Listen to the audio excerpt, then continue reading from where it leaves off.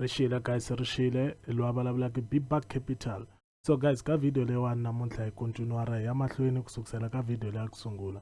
So ni mi byerile tolo guys ka video leya tolo swa ku market u famba so u yehla u famba so u yehla u famba so u yehla ene hi ta va hi kha hi maka ku this is a break of structure. So ni mi byele leswaku loko market u endla so i lava yini i lava ku xava hi vaxavi ka market lowu ya ku ya henhla, and then loko market u ya hansi u ya henhla u ya hansi u ya henhla u ya hansi u ya henhla. So ka market lowu ni mi byele leswaku hi la ku xavisa, so ka market lowu i vaxavi i vaxavisi guys, ka market lowuwani i vaxavi. And then ni mi byerile ku leyi i u, and then ku na market lowu ku ya masayitini lowu a hi wu trade market because market a wu le ku tikombeni ku u ya henhla kumbe ya hansi. So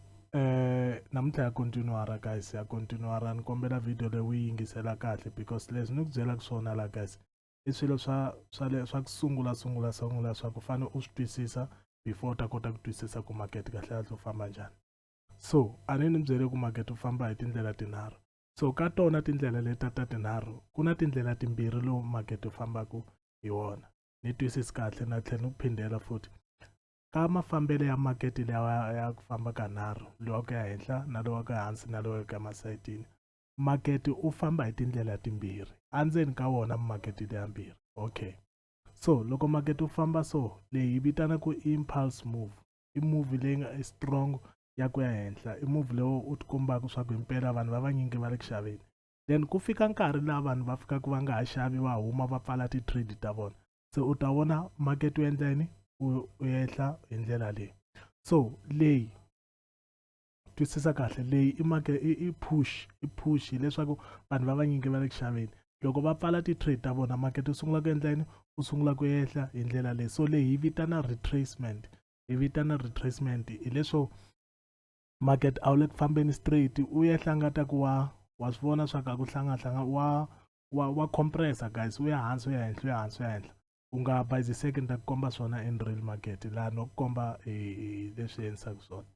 So na tlhela ni phinda futhi market guys a ni ku byeri ku famba in three ways, u famba u ya henhla u ya hansi na le masayitini, kambe ka ku ya henhla na ku ya hansi foko ro ta kota ku swi twisisa swa ku okay kahle kahle vanhu va vanyingi va le ku xaviseni kumbe va le ku xaveni, fane u vona market u famba so and then u vona market u gama u endla so, u gama u famba. So hi ta maka swa ku leyi break of structure, and then u tlhela market u endla yini u hehla hi ndlela leyi, and then u ta kuma demand ya wena, ta ku fundisa ku demand yini, and then market u tlhela u pusha, and then hi ndlela yaleyo guys, hi ndlela yaleyo one way, and then break of structure. So ku na impulse move leyi hi yona hi lavaka swa ku loko hi nghena laha hansi la market u famba hi xihatla u ya henhla, loko se u swi vona swa ku hayi se ni endle mali u pfala market u ta wu vona u ta yehla hi ndlela leyi, and then u tlhela loko u vuyela ka demand ya wena u tlhela u endla yini u tlhela u xava njalo guys. A hi lava ku trade la ka market lowu, a hi lava ku trade ka wona loyi, hi lava ti-move leti mafambelo lawa ya market lawa ka henhla hi wona hi lavaka wona laha because hi wona ma hi endlelaka mali. Loko u zama ku xava ka market wa so u ta dliwa mali because wena u ri market u ya henhla kasi market wa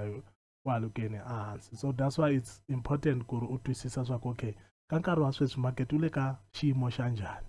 So ni ta ku kombisa ka market, ni ta pfula real market ni ku kombisa swa ku ni ku fundisa how to identify u swi vona ka njhani, and then ka lowu market wa ke hansi a ni ri laha se hi vaxavisi, u lava ku vona market ya hansi u xavisa, then u tlhela market u endla yini u ya henhla u fika ka supply zone ya wena, u tlhela market u endla yini u ya hansi u dlaya point leni, and then loko u pfale trade ta wena na vanhu va vanyingi u ta vona market u endla yini u tlhela u ya henhla, mara wa swi vona ku u ya henhla hi ku pfumala ka power, a ku na vanhu va vanyingi lava nga le ku xaveni, then market u tlhela u yehla, and then njalo guys. And then lowa ku ya masayitini ni mi byele ku lowu a hi wu trade lowu guys. So ni ta tlhela ni ku repeat-era futhi market u famba hi tindlela timbirhi endzeni ka leti ta tinharhu. So ku na market u ya henhla, and then ku na loko u endla yini u ya hansi hi ndlela leyi, u tlhela kusukisela laha u retrace hileswaku u tlhela u vuyela ndzhaku, mara loko u vuyela wa vona swa ku a wu strong, u famba hi nyana hi ndlela yin'wanyani, and then laha hi leyi ya ku xava leyi, and then ka lowu un'wana wa ku xavisa u vona market u vuya so, and then u vona u endla yini u ya henhla, mara u vona ku a wu yi hi power, laha hi xavisaka kona, laha hi xavaka kona guys. So on pfula real market ni ku komba ku kahle ni vulavula yini, because u nga kuma ku se u lahlekile a wu swi twisisi kahle big bag hi vulavula yini laha. Okay guys, se hi le ka real market, so ni ku byela leswaku loko market wu ya henhla wa vona market lowu swa ku market lowu u le ku yeni kwini, u le ku yeni a henhla. So laha hi lava ku va yini, hi lava ku va vaxavi. So move leyi ni ku byela hi yona leyi hi leyi. So wa vona market loko ya henhla, sorry guys, ni lunghisa la, let me, okay. So wa vona market swa ku laha a wu le ku endleni yini, a wu le ku fambeni hi ntamu u ya henhla hi ntamu. So loko u fika la ka point leli wa vona ku sungula ku endleni, u sungule ku vuya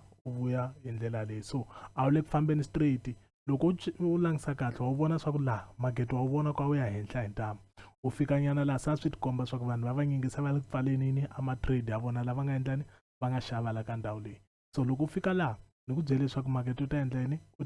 ya hansi, and then loko u ya hansi market wa wena hi lava kwini, a demand zone ya wena. Hi lava demand zone laha hi swi tivaka swa ku market u ta endleni, u ta tlhe u jika u ya hansi. So ni ku lunghisela yona la ta kota ku yi twisisa. Ya, so wa vona swa ku market kusukisela ka point lelo u endleni, u ye henhla hi ntamu, u gama loko se u vuya a wa ha vuyi straight, so u fambile market ya henhla. Loko u fika ka point lowu se u sungula ku endla yini, wa vuya laha hansi, mara wa vona swa ku vuya nyana hi ndlela yin'wana ya ku a le ku fambeni straight. And then loko u fika laha wa vona swa ku loko u fika la ka demand zone ya wena laha vanhu va vanyingi va nga tiyimisela ku xava kona, wa vona swa ku loko u ya henhla hi power swinene, wa vona swa ku u ya henhla hi power swa swinene. And then loko fika laha hi leyi vitanaka swa ku i break of structure. I break of structure guys, leyi wa yi vona yi le ka daily, it's a break of structure. It's a break of structure. Na swi tiva ku va vanyingi va ta ka leyi break of structure because ko va leswa kona, ko va a week, ko va lexi xa ko xi nga henhla xi tlhe xi vuya. But hina va khale hi trader forex a swi twisisa ku loko u ya ka 1 hour wa yi vona point leyi u ngo wena hi yinini, still makhandlele lawana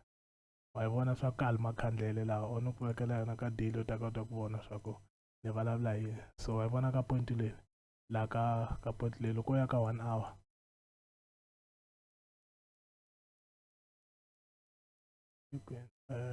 kumbe loko u ya ka 15 minutes u ta yi vona swa ku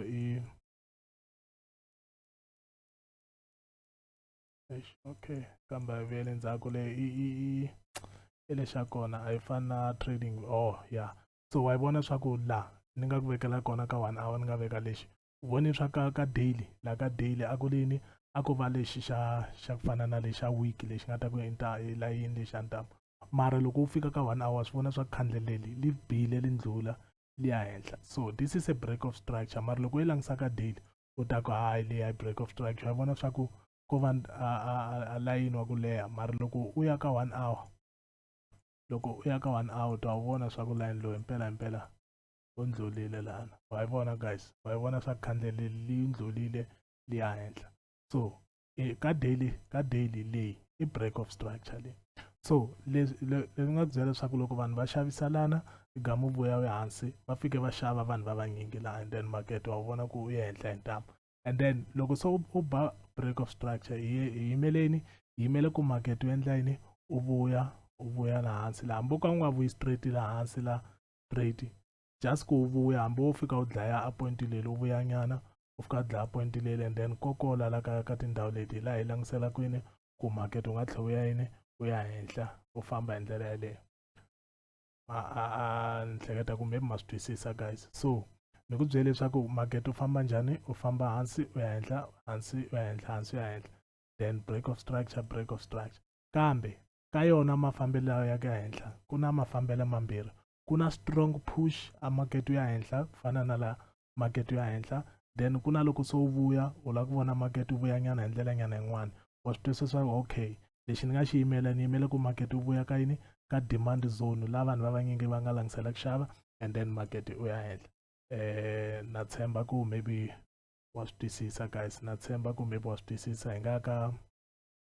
ni ya ka time frame yin'wana kumbe ni ya ka market yin'wana ku komba example, ho ya ka euro USD hambi yo tala ka so swilo leswi